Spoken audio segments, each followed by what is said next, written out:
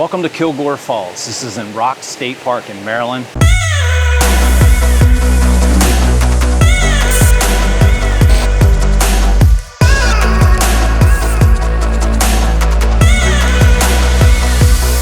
It's a short hike, less than a mile, I believe. It's one of these kind of waterfalls that you can actually get into. In fact, you can get right in the falls if you really want to, but that water's pretty cold. It's like you're in a hole in all the rock. It's pretty cool, which is the topic of today's video.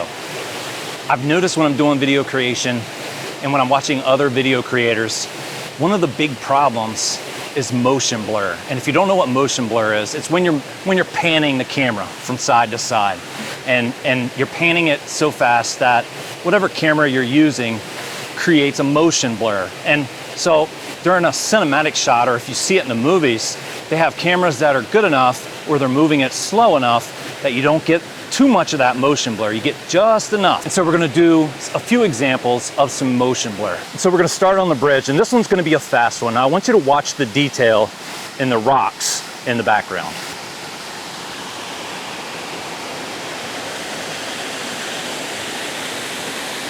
You see how the motion blur was really fast. You could not make out the details very well. And I'm shooting in log. I'm doing everything I can to give you the best chance to see the motion blur.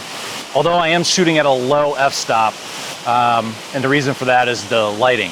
However, it shouldn't make a big difference. Let's pan just a little bit slower, and we'll see how that shows the detail. I'm gonna aim for about half the speed.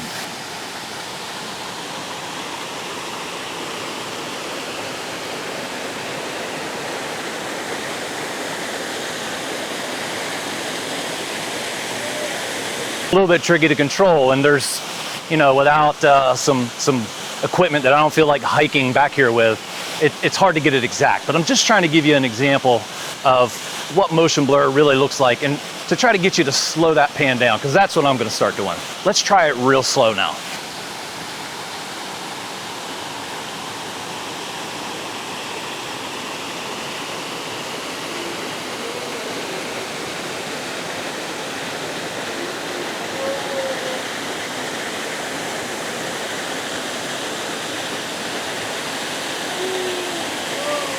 Now I'm going to replay those three and let you see the difference again, because I think it's significant. And as you can see, as I'm panning here, there's just very little detail. It's all lost in the motion. When you slow it down a little bit, you definitely can see more of the detail, and you get a little more of an impact from the clip. But it just doesn't quite hit as hard as it could when you slow it down a lot.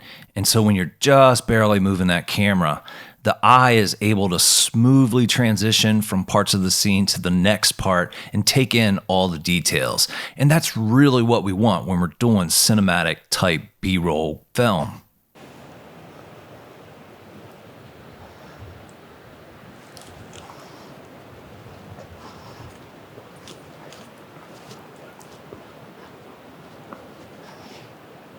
And so this is King and Queen's Seat in Maryland's Rock State Park. Let's take a look at the panning from here, because it's a really good view. First we'll do the fast pan.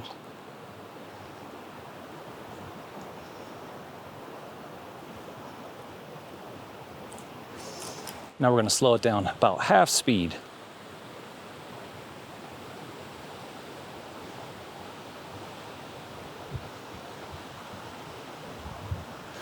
Now we're going to do it real slow.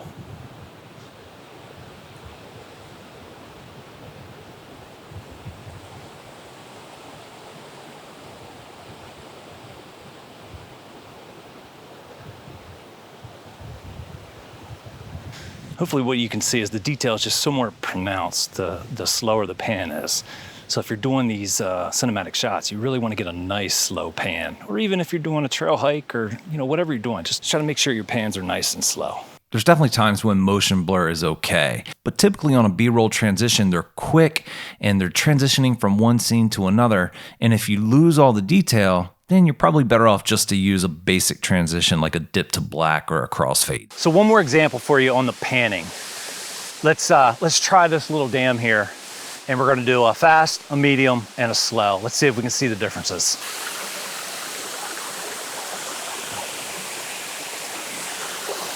and a medium.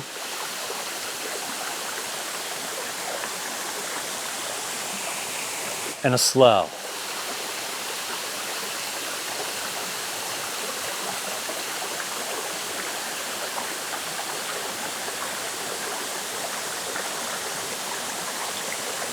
I'm only talking about this because I've seen it in my own videos where I'm trying to show like a big scene. Your first move is to do a pan. However, you completely defeat the purpose of a pan if you go so fast that you can't see the detail, you can't see the beauty. Slow it down. You know, you hear, you know, everyone telling you on YouTube, you know, you got to get to the point, you got to get straight to it, you know, rush, rush, rush, rush. Not all of us want to see that. You know, I turn to YouTube for inspiration.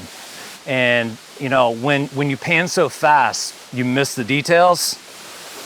There's not a whole lot of inspiration there. There's a little bit, you're drawing a little bit, but if you take it nice and slow and you pan so that the person that's, you know, looking at the footage can really take in the scene of where you were and what it looked like and the emotion behind it, your films are going to be so much better. Make sure you take it slow. Thank you so much for watching the video. I hope that if you enjoyed it, you'll share it with your family and friends. I can't wait to see you on the next video.